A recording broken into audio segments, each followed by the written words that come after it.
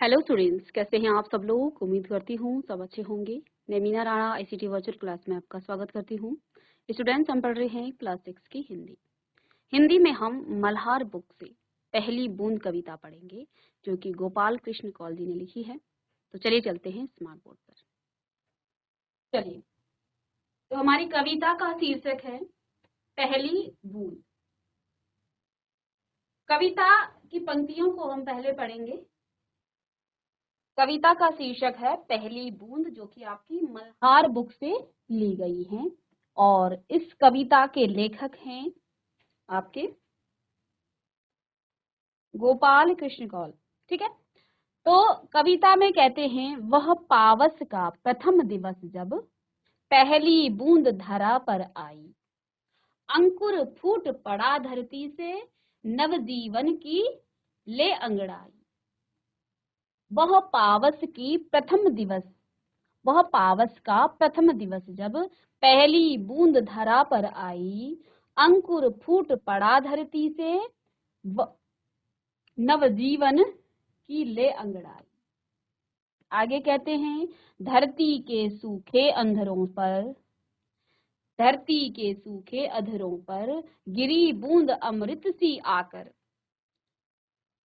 वसुंधरा की रोमावली से वसुंधरा की रोमावली से हरी दूब पुलकित मुस्काई। पहली बूंद धरा पर आई, आसमान में उड़ता सागर लगा बिजलियों के स्वर्णिम पर। आसमान में उड़ता सागर लगा बिजलियों के स्वर्णिम पर। बजा नगाड़े जगा रहे हैं बजा नगाड़े जगा रहे हैं बादल धरती की तरुणाई। पहली बूंद धरा पर आई पहली बूंद धरा पर आई। नीले नयनों सा यह अंबर, काली पुतली से जलधार से ये जलधर करुण करुणा विगलित अश्रु बहाकर धरती की चिर प्यास बुझाई। बूढ़ी धरती सस्य श्यामला बनने को फिर से ललचाई। पहली बूंद धरा पर आई। और ये कविता लिखी है गोपाल कृष्ण कौल। तो इस कविता के माध्यम से तो कवि के बारे में हम पहले थोड़ा सा जान लेते हैं। तो धरती के सूखे अधरों पर पहली बूंद के गिरने का अद्भुत दृश्य रचने वाले बाल साहित्यकार गोपाल कृष्ण कौल, जिनका जन्म सन 1923 में और मृत्यु हुई थी 2007 में। तो 1923 से और 2007 तक का इनका सफर रहा। इन्होंने बच्चों के लिए देश प्रेम, प्रकृति और जीव जंतुओं से जुड़ी बहुत सी मनोरम कविताएं लिखी हैं। अपने एक अन्य कविता हम कुछ सीखें में वे कहते हैं कि देश हमें देता है सब कुछ, हमें भी तो कुछ देना चाहिए। ठीक है। तो हमें भी कुछ देना जो है सीखना चाहिए कि हम भी अपने देश को कुछ दें। ठीक है। चलिएगा, तो इस कविता की पंक्तियों को और साथ में हम कविता के भावार्थ और शब्दार्थ के बारे में। तो जब भी आप किसी कविता की पंक्तियों को लिखें, तो कविता की पंक्तियों में आप संदर्भ लिखेंगे। प्रस्तुत पंक्तियां हमारी पाठ्य पुस्तिका मल्हार बुक, जो कि आपकी इसी नए सिलेबस से ही वो शुरू हुई है। तो पहले आपकी बसंत पाठ्य पुस्तिका ही चलती थी, लेकिन अब जो है कई स्कूलों में मल्हार बुक भी जो है अब यहाँ पर सिलेबस में आपका आ गया है एनसीईआरटी 2020 के तहत। तो इसमें जो है और 26 से ही ये किताब लगी है। तो इस कविता की पंक्तियों को आप पहले लिखेंगे। जैसे अगर आपको 4 पंक्तियों का अर्थ और भावार्थ लिखना है, तो आप पहले 4 पंक्तियों को लिखें। वह पावस का प्रथम दिवस जब पहली बूंद धरा पर आई, अंकुर फूट पड़ा धरती से नवजीवन की ले अंगड़ाई। चलिए इन 4 पंक्तियों को आप लिखें। तो देखिए यहाँ पर जो आपकी पहली बूंद कविता है,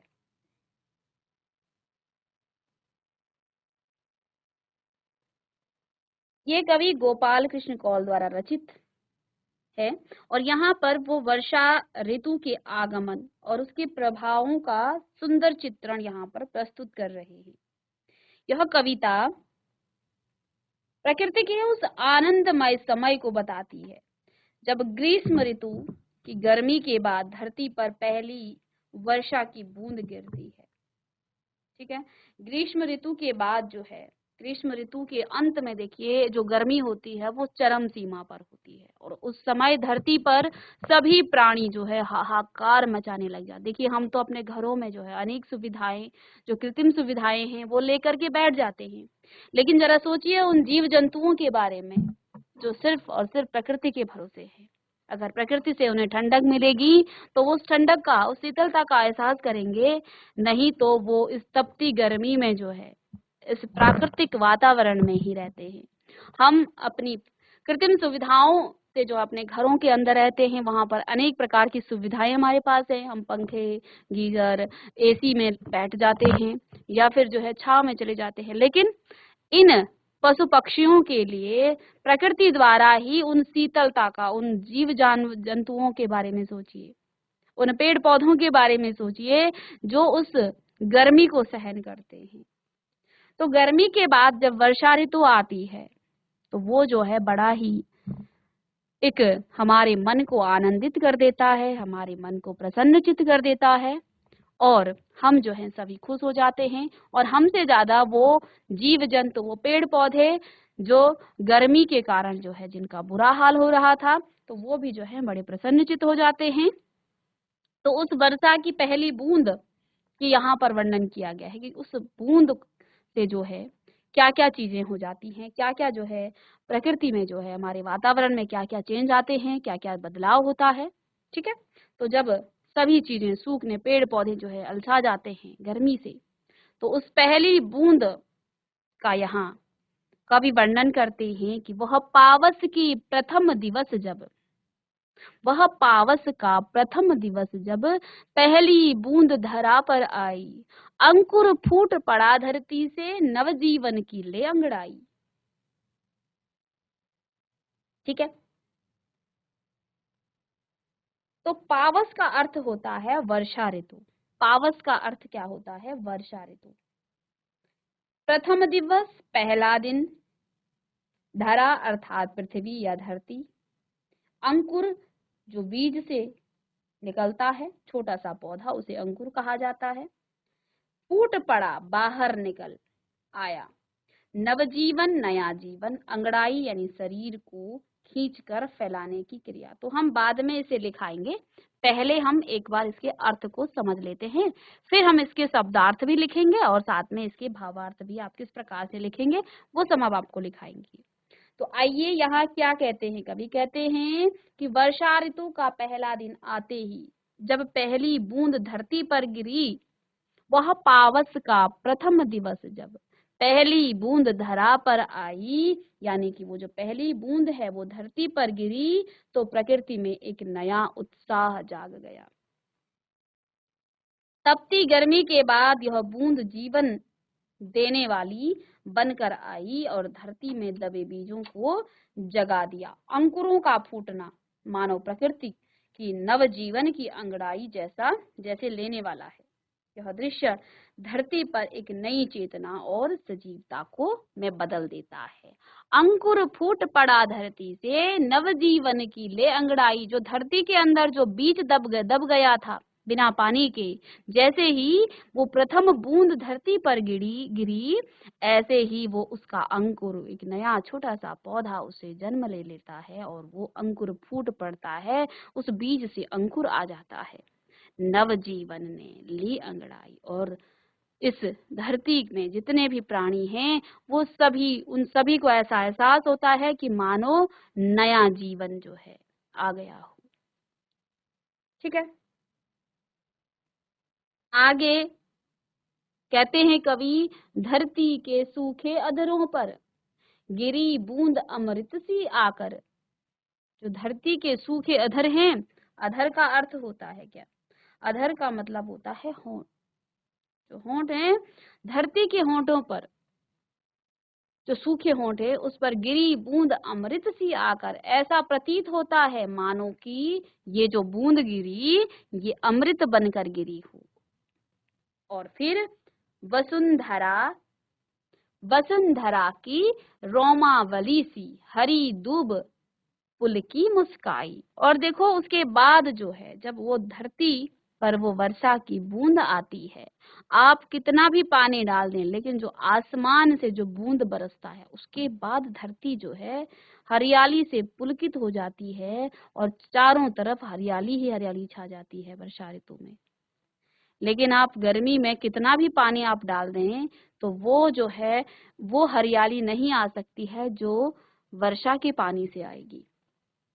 तो धरती के सूखे अधरों पर, अधरों अर्थात होंठों पर, वसुंधरा यानी धरती और पृथ्वी, रोमावली शरीर के रोमों की पंक्ति, हरी दूब हरी घास, फूल की या मुस्काई यानी कि प्रसन्न होकर खिल उठी। अब आगे कवि कहते हैं धरती के सूखे अंधरों पर गिरी बूंद अमृत सी आकर, वसुंधरा की रोमावली सी हरी दूब पुल की मुस्काई।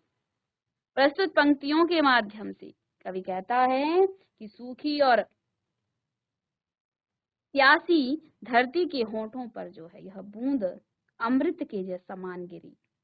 इससे बेजान धरती को जो है एक नया जीवन मिल गया और हरी दूब जो है जो वसुंधरा के रोमों की तरह प्रतीत होती है वह भी पुलकित होकर मुस्काने लगी। यह वर्षा की पहली बूंद सिर्फ पानी नहीं है बल्कि धरती के लिए ये एक नया जीवन है, नया आस है, नया उल्लास लेकर आती है। सिर्फ पानी मात्र नहीं होती है, ये पूरी धरती के लिए आस और उल्लास लेकर आती है। चलिए कुछ अर्थ भी हम साथ साथ लिखते रहेंगे क्योंकि शब्दार्थ आपको आने चाहिए। तो वह पावस की प्रथम दिवस, जब वह पावस का प्रथम दिवस, पावस यानी कि वर्षा ऋतु। तो चलिएगा साथ साथ आप यहाँ पर शब्द अर्थ भी लिखिएगा। वर्षा ऋतु, प्रथम दिवस जब बूंद पहली बूंद धरा यानी पृथ्वी पर, यानी कि पृथ्वी पर। तो धरा का अर्थ होता है पृथ्वी या धरती, ठीक है।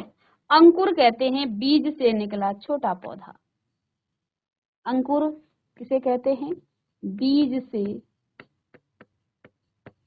से निकला, लिखिए आप, बीज से निकला जो छोटा सा पौधा होता है, आपने देखा भी होगा, सभी जानते हैं अंकुर, ठीक है।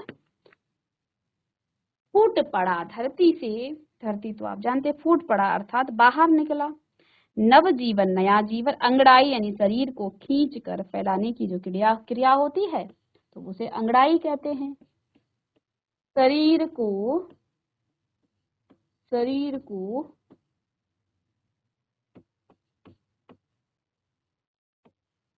खींच कर या शरीर को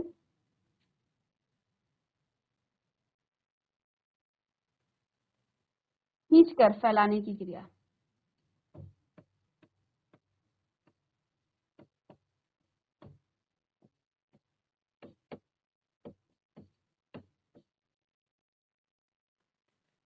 शरीर को खींचकर फैलाने की क्रिया। तो वह पावस का प्रथम दिवस, वह वर्षा ऋतु का प्रथम दिन, जब पहली बूंद धरा पर आई, जब पहली बूंद जो है पृथ्वी पर आई, अंकुर फूट पड़ा धरती से, बीज जो है छोटा सा पौधा पृथ्वी से फूट पड़ा यानी बाहर निकल आया, नव जीवन ने की ले अंगड़ाई और एक नए जीवन की। जिस प्रकार से जो है जब आप सुबह उठते हैं तो पहले अपने शरीर को खींचते हैं और अंगड़ाई लेते हैं, ऐसा ही जो है ऐसा प्रतीत होता है कि धरती पर जो है एक नए जीवन को, तो जब आप सुबह उठते हैं तो आपको ऐसा लगता है ना फ्रेश फ्रेश सा, नया नया कुछ, तो ऐसा ही जो है धरती पर एक नए जीवन ने जैसे कि अंगड़ाई ली हो। धरती के सूखे अधरों पर, अधरों का अर्थात होता है होंठों पर, अधरों अर्थात होंठों पर,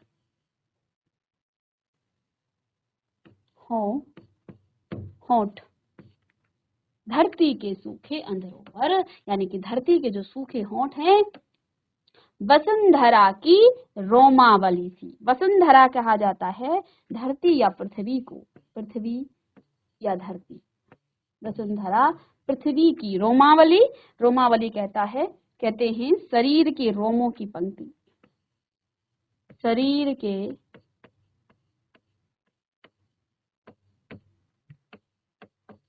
रोमों की पंक्ति, शरीर के रोमों की पंक्ति। हरी दूब हरी घास, पुलकी मुस्काई, पुलकी मुस्काई अर्थात प्रसन्न होकर के खिल उठी, पुलकी मुस्काई अर्थात प्रसन्न होकर, अर्थात प्रसन्न होकर खिल उठी, प्रसन्न होकर खिल उठी। ठीक है, तो धरती के सूखे अधरों पर गिरी बूंद अमृत सी आकर वसुंधरा की रोमावली सी। शरीर के रोमों की पंक्तियों पर, पृथ्वी के रोमों की पंक्तियों पर हरी दूब पुलकी मुस्काई, हरी घास जो है क्या हुई, प्रसन्न हुई और खिल उठी। पहली बूंद धरा पर आई, जब पहली बूंद इस धरती पर आई तब जो है ऐसा हुआ। तो धरती के सूखे अंधरों पर, धरती के होंठ सूख चुके थे, इतनी गर्मी थी, विशाल गर्मी थी जो है, धरती के होंठ भी सूख चुके थे। गिरी बूंद अमृत सी आकर, और जब ये बूंद आई तो मानो जो है उस सूखे होंठों पर कोई अमृत गिर गया हो। वसुंधरा की रोमावली सी, वसुंधरा अर्थात पृथ्वी के शरीर के रोमों की पंक्तियों पर हरी दूब जो है जैसे प्रसन्न हो करके खिल उठी।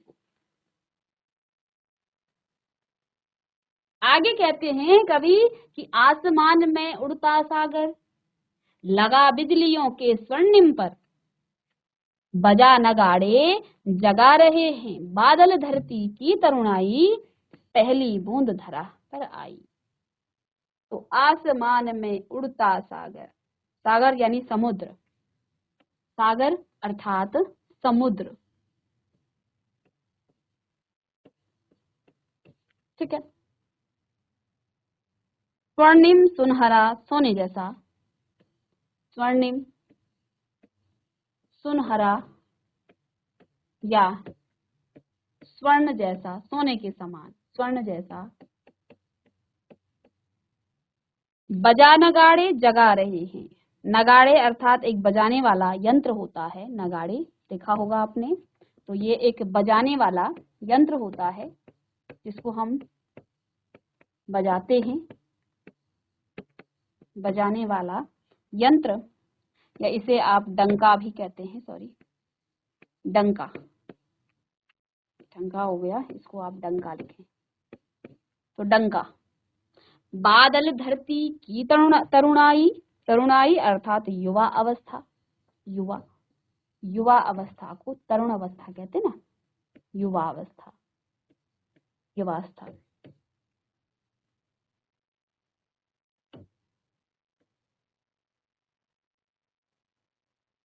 युवा अवस्था।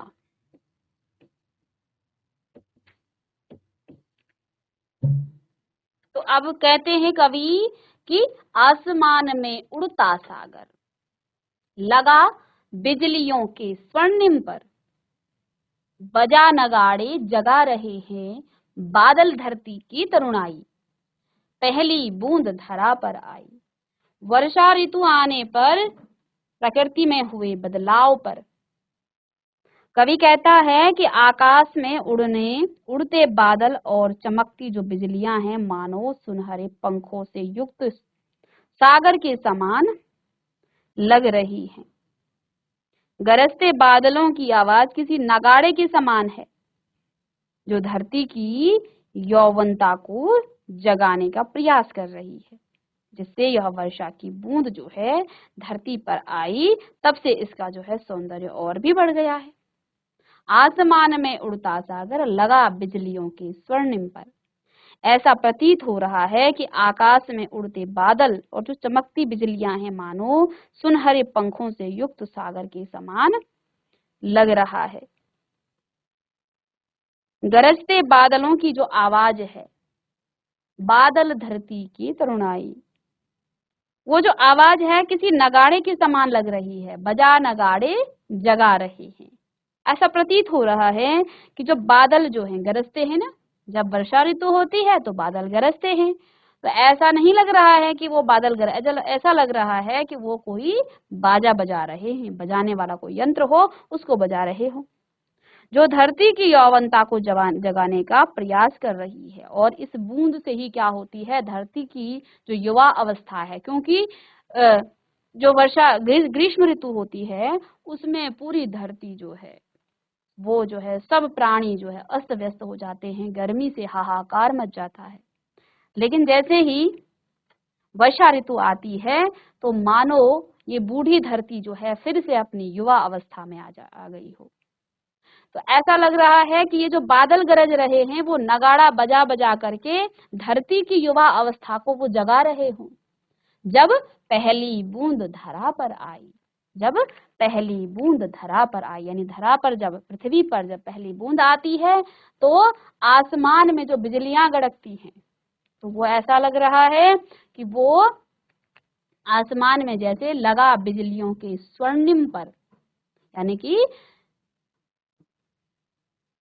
सुनहरे जैसे स्वर्ण जैसा जो है पर लगा करके वो क्या कर रहे हों, उसने ऐसे मानो बिजलियों सुनहरे पंखों से युक्त सागर के समान वो लग रहे हैं। कौन? जो वो बिजलियां गड़क रही है, ठीक है। और बजा नगाड़े जगा रहे हैं, और नगाड़े बजाकर बादल जो गरजते हैं वो ऐसा प्रतीत हो रहा है कि वो धरती की युवा अवस्था को बजा नगाड़े बजा बजा करके क्या कर रहे हों, जगा रहे हों। पहली बूंद धरा पर आई, जब पृथ्वी पर वर्षा ऋतु की पहली बूंद आती है तब। नीले नयनों सायह अंबर, काली पुतली सी से ये जलधर, करुणा विगलित अश्रु बहाकर, धरती की चिर प्यास बुझाई, बूढ़ी धरती शस्य श्यामला, बनने को फिर से ललचाई, पहली बूंद धरा पर आई, पहली बूंद धरा पर आई। आगे कवि कहता है कि नीले नयनों सायह अंबर, ये जो धरती है ये आसमान, अंबर यानी आकाश, ठीक है। और आसमान कैसा दिखता है, पूरा नीला दिखता है जब साफ होता है।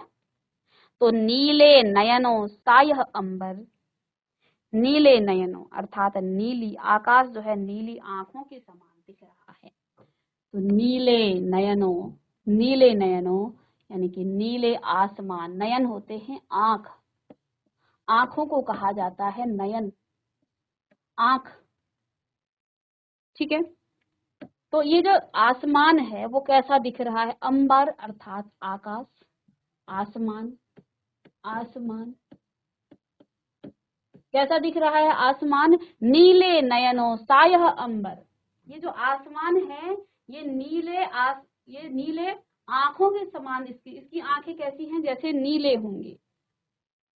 कहते हैं काली पुतली से ये जलधर, जलधर का अर्थ है यहाँ पर जल की धारा। और जो ये काले बादल हैं, काली पुतली से जलधर, तो ये काले बादल हैं, ये कैसे दिख रहे हैं, जैसे हमारी आंखें होती ना, और आंख के अंदर आपने देखा होगा एक काली पुतली होती है, तो ये भी ऐसे ही कुछ दिख रहे हैं। आगे करुणा विगलित अश्रु बहाकर, करुणा अर्थात दया, विगलित यानी पिघल कर, और अश्रु बहाकर आंसू बहाकर, ठीक है। कौन? दया से पिघल कर वर्षा रूपी आंसू बहाकर, धरती की चिर प्यास बुझाकर, धरती की जो लंबे समय की प्यास है, चिर अर्थात जो लंबे समय की प्यास है, बूढ़ी धरती यानी सूखी और बंजर हो चुकी धरती, बूढ़े का मतलब बूढ़े नहीं है, क्योंकि जब ग्रीष्म ऋतु होती है तो सभी जगह जो है धरती सूख जाती है, बंजर हो जाती है। तो बूढ़ी धरती सस्य श्यामला, शस्य श्यामला फसलों से हरी भरी, वो सब क्या हो जाती हैं, फसलों से हरी भरी। सस्य श्यामला का अर्थ होता है फसलों से हरी भरी। फसलों से हरी भरी, फसलों से हरी भरी। ललचाई, इच्छा हुई, ललचाई अर्थात इच्छा हुई।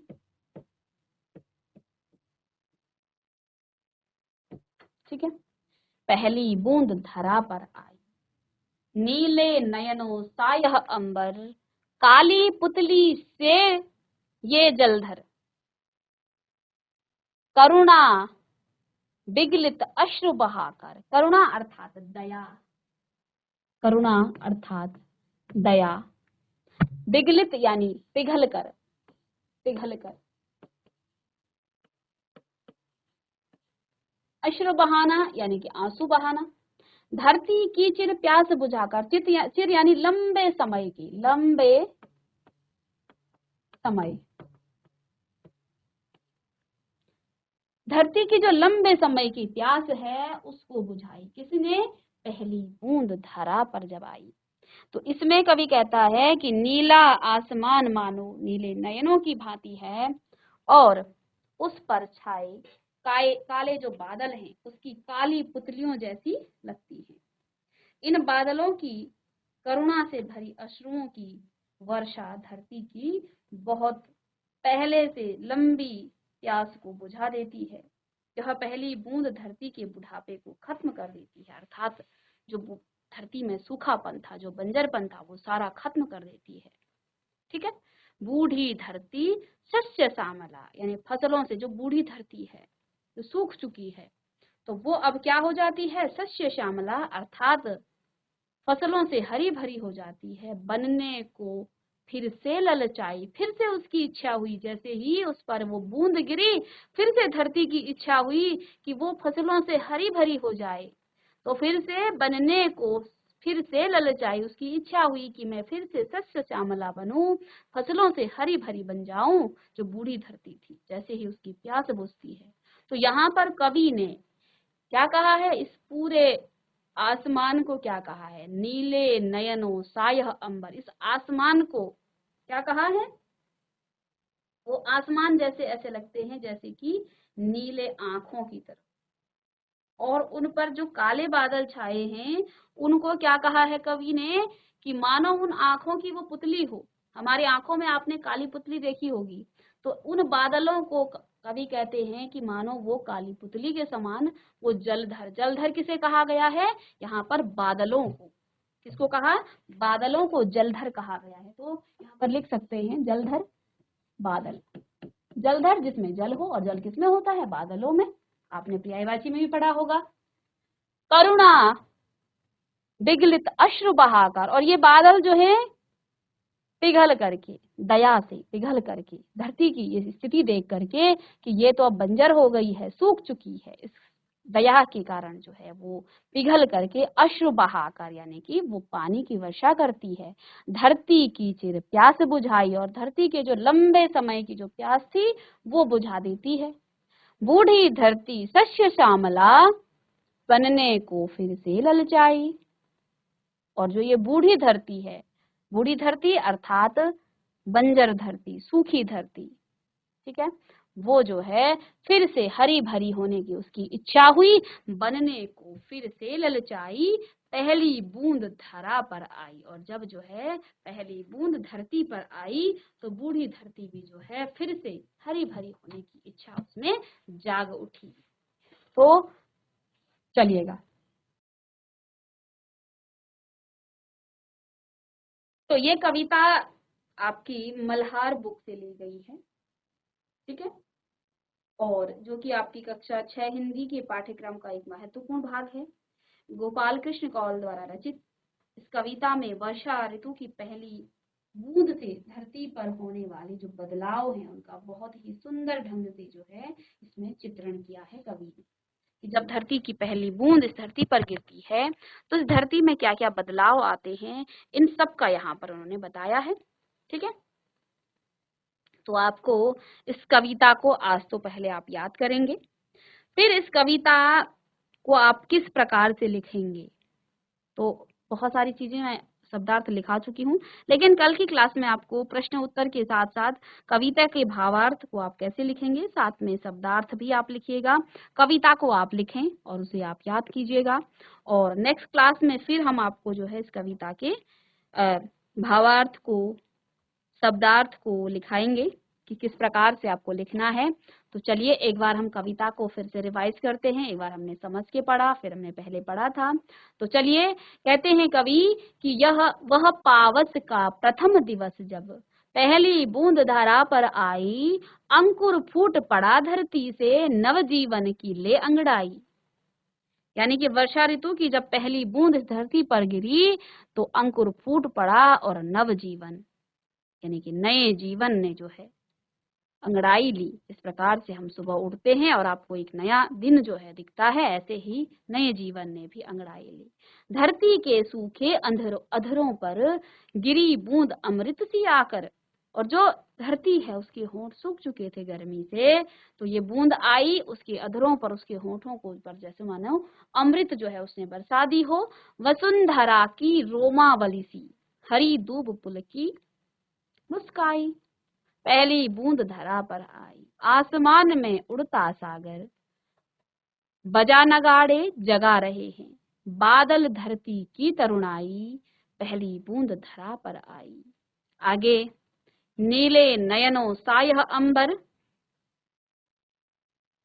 काली पुतली से जलधर, से ये जलधर करुणा विगलित अश्रु बहाकर, धरती की चिर प्यास बुझाई, बूढ़ी धरती सस्य श्यामला, बनने को फिर से ललचाई, पहली बूंद धरा पर आई। तो इस कविता को आप लिखिएगा और उसके बाद नेक्स्ट क्लास में हम इस कविता के प्रश्न उत्तर भी करेंगे और इस कविता के भावार्थ को, शब्दार्थ, हम सभी चीजें लिखेंगे।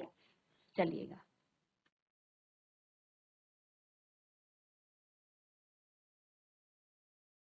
तो बच्चों, आज की क्लास में हमने आपकी मल्हार बुक से पहली बूंद, जो कि आपके गोपाल कृष्ण कौल जी द्वारा रचित है, इस कविता में वर्षा ऋतु की पहली बूंद का वर्णन हमने किया और कवि किस प्रकार से सुंदर सा वर्णन करते हैं कि वर्षा ऋतु की पहली बूंद गिरने के बाद धरती में क्या क्या परिवर्तन आते हैं, ये सब हमने कविता में पढ़ा। अब नेक्स्ट क्लास में हम इस कविता के भावार्थ को आप कैसे लिखेंगे, साथ में शब्दार्थ और प्रश्न उत्तर लेके आएंगे। तो मिलते हैं नेक्स्ट लेक्चर में, तब तक के लिए थैंक यू।